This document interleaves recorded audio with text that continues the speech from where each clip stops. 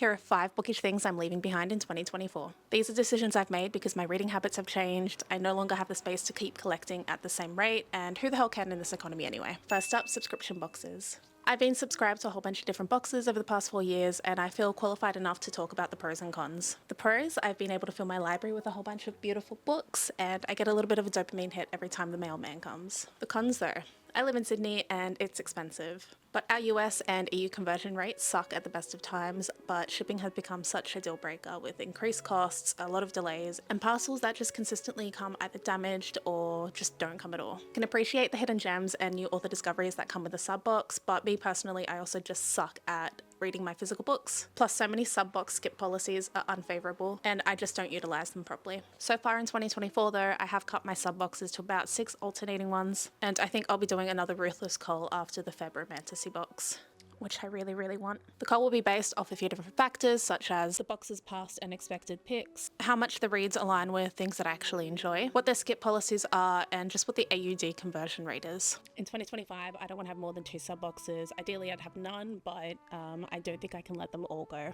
Number 2, neglecting my physical TBR.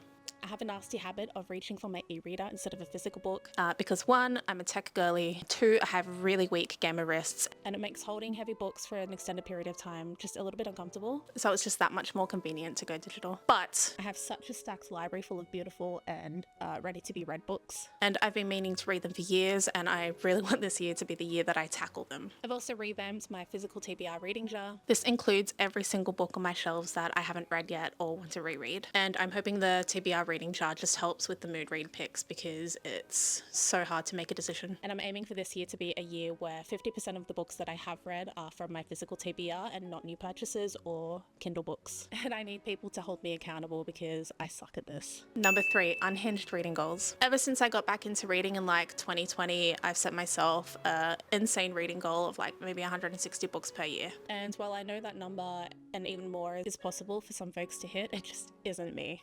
I don't ever think I've hit that target. I might have gotten close during like COVID, and having such a big target has led me to have some really unhealthy habits like waking up at midnight to read until about 3 a.m. on a work night, abandoning all other hobbies and interests, and generally just making reading my entire personality. These habits kind of just pulled me into a hole of reading whatever, regardless of whether or not they interested me, and it's left me with a whole bunch of 1 and 2 star reads objectively that are just stuck in my brain forever. 2025 is the year I want to focus on non-numeric goals such as reading from my physical TBR, being more conscious of the books that I do pick to read and not falling onto that hype train. And hopefully this funnels down into the books that I'm reviewing and recommending to my friends, to peers, to people in the industry that I work in, and anyone that just comes across my channel who's looking for a book rec. Number 4, duplicate sets. Guilty as charged. I'm a sucker for a pretty book and a good story, and I have a nasty habit of auto buying a book because hey, look, it's got sprayed edges. And look, I don't know what the rest of my year looks like, but it's very likely that I'll have a big move in my future, and who the hell wants to be moving around 1,000 books? Because it ain't me. 2025 is about buying books to read, or just not buying books at all because hey, physical TBR. Buying books that I love already, have read or am a fan of the author, and would just like a fancy special edition set of. I want to implement a rule this year where if I want a special edition set of something and I already own one, I want to be moving on the old set and just only having one set. There will probably be a few different exceptions, but we're leaving FOMO shopping behind in 2024. Literally nobody needs 70 different editions of Fourth Wing. And on that note, if anybody does want to start buying my collection, please let me know. Number 5, impulse buying. Back to point 4, the FOMO is real. There is no world in which I need a copy of a book I had literally only heard of the day before, special edition or not, and I have the worst habit of just clicking that pre-order button and hoping for the best. Somebody stop me. Also, I'm one of the many victims of pre-order delays. Please tell me why I'm still waiting on my copy of Lit Haven's Crystal Bloom set. It's been a year and a half, thank you. And that's not the only one. And if not because impulse buying is my kryptonite, I literally just don't have any shelf space left in my house. I have stacks of books on stacks of books, that's how bad it's gotten. And I'll probably be doing a big move this year, and who the hell wants to be dealing with 1,000+ books because I sure as hell don't.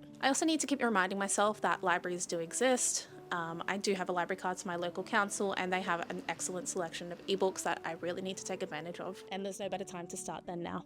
The FOMO hype train is a danger to my bank account no longer. For me, I'll be buying books because I actually want to read them. It's something I've read in ebook and I want to support the author by buying the physical copy. Or I'm just looking to continue a series that I've already started. And hopefully no other reasons.